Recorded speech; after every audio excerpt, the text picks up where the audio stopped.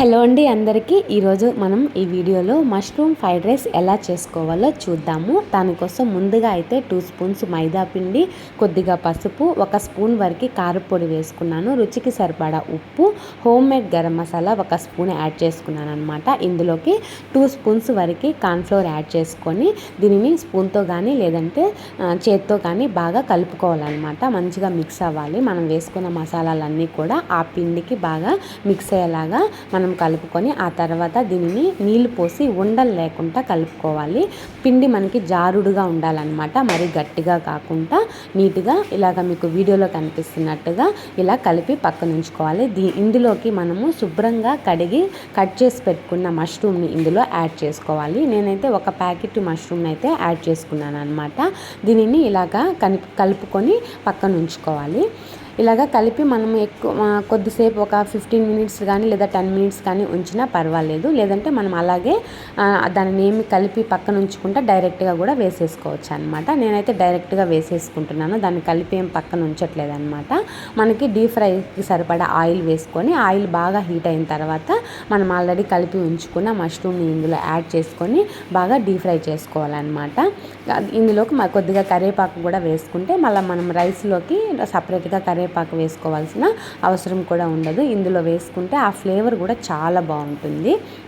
ఎప్పుడైనా మనం ఏదైనా ఫ్రైడ్ రైస్ చేసేటప్పుడు ఇలాగ చేసుకుంటాం కదా, పన్నీర్ కానీ లేదంటే చికెన్ కానీ ఇలాగ డీప్ ఫ్రై చేసుకున్నప్పుడే కరివేపాకు వేసుకొని మనం ఫ్రైడ్ రైస్ చేసుకుంటే చాలా బాగుంటుంది.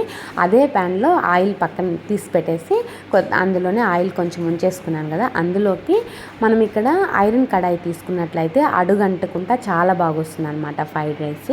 ఆయిల్ బాగా హీట్ అయిన తర్వాత అందులోకి సన్నగా కట్ చేసుకున్న తెల్లగడ్డ పాయల్ని, సన్నగా కట్ చేసుకున్న ఆనియన్స్ని వేసుకొని కాసేపు ఫ్రై అయిన తర్వాత బీన్స్, క్యారెట్ని కూడా సన్నగా కట్ చేసుకొని ఇందులో యాడ్ చేసుకొని ఇందులో కొద్దిగా ఉప్పు యాడ్ చేసుకోవాలండి. ఆల్రెడీ మనం మష్రూమ్స్లో కూడా ఉప్పు వేసుకున్నాం కాబట్టి ఇందులో మనము కొద్దిగా ఉప్పు వేసుకొని ఆ బీన్స్, క్యారెట్ కూడా బాగా ఫ్రై అయిన తర్వాత ఇందులోకి అన్నము చేసుకున్న తర్వాత అన్నంని బాగా చల్లారి పెట్టుకొని ఇందులో యాడ్ చేసుకోవాలన్నమాట. ఒక్కసారి కలుపుకున్న తర్వాత ఇందులో పెప్పర్ పౌడరు, కొద్దిగా సాల్ట్ అనమాట, చిటికెడు సాల్ట్ వేసుకొని ఇందులో వెనిగర్ కొద్దిగా, సోయా సాస్ కొద్దిగా వేసుకుంటున్నాను.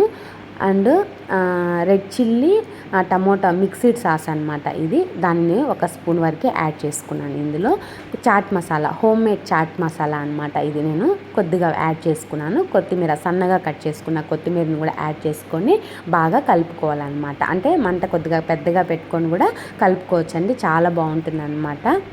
అంటే కలుపుకున్న తర్వాత బాగా మిక్స్ చేసుకొని ఇందులో మనం ఆల్రెడీ చేసి పెట్టుకున్న మష్రూమ్స్ని యాడ్ చేసుకొని ఇంకొకసారి బాగా కలుపుకొని స్టవ్ ఆఫ్ చేసుకుంటే ఎంతో రుచికరమైన మష్రూమ్ ఫ్రైడ్ రైస్ రెడీ. పిల్లలకి లంచ్ బాక్స్ కానీ లేదా పిల్లలు ఏమి వద్దు అని మారం చేసినప్పుడు ఇలాంటి రైస్లు చేసి పెడితే ఈజీగా తినేస్తారు. వీడియో నచ్చితే లైక్ చేయండి.